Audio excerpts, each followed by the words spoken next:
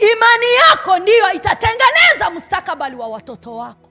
Pasipo imani yako juu ya Mungu wako, hakuna mustakabali wa watoto wako.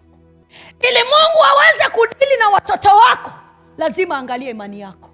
Shika hii sana ikusaidie. Ukipoteza imani kwa Mungu, umepoteza mustakabali wa imani kwa watoto. Umepoteza mwongozo kwa watoto. Umepoteza dira kwa watoto. Bwana asifiwe.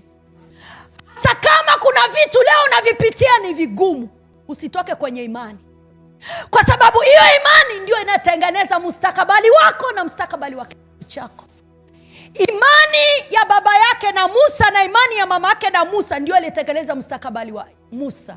Kama Musa amechaguliwa kwenye ile familia, kama Daudi alichaguliwa kwenye ile familia, kama Samueli alichaguliwa kwenye ile familia, ni mustakabali wa wazazi wao. Ana alikuwa naomba usiku na mchana Samueli azaliwe. Ni mustakabali wa Ana uliomwandaa Samueli kwa kuhani. Ni mustakabali wa mama yake ndio uliandaa mustakabali wake. Bwana asifiwe. Mustakabali wa Yesu uliandaliwa kuanzia huku kwenye ukoo wa Daudi, mpaka Mariamu anakuja kutafutwa, mpaka Yusufu anakuja kutafutwa. Kilianza kutafutwa kizazi.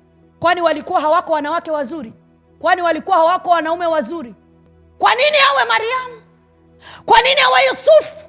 Mustakabali wa kizazi cha ukoo wa Daudi ndio ulikuwa unatafutwa. Mustakabali wa imani yako unatakiwa uchunge na utunze sana. Si kwa ajili ya faida yako tu, ni kwa ajili ya faida yako na kizazi chako cha kwanza mpaka cha 4. Ukimesapu sasa, umemesapu kizazi chako cha kwanza mpaka cha 4. Na kuna mahali utakakomlaumu Mungu. Ukifanya dhambi leo, kuna dhambi zinahifadhiwa zitatesa kizazi chako mpaka cha 4. Dhambi ya kumwaga damu. Unamwaga damu tu, unamwaga damu tu. Hiyo damu italia mpaka kizazi chako cha 4.